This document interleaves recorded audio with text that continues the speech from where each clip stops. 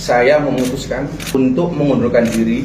Rakan.pintu.co, pendakwa Miftah Maulana Habibur Rahman menyatakan mengajukan pengunduran diri dari jabatan utusan khusus Presiden bidang kerukunan beragama dan pembinaan sarana keagamaan.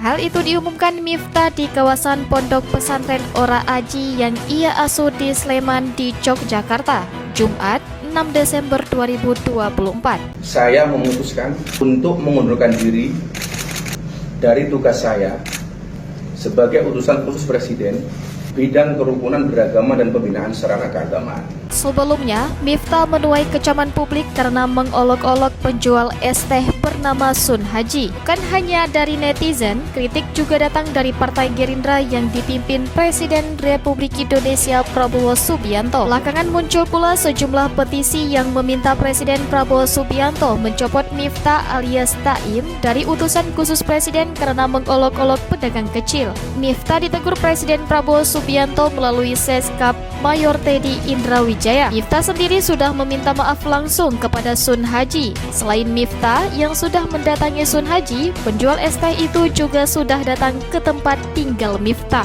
Juru bicara kantor komunikasi kepresidenan Ujang Kamarudin mengatakan Presiden Prabowo Subianto menerima berbagai masukan. Hal itu ia sampaikan merespon desakan pencopotan Miftah.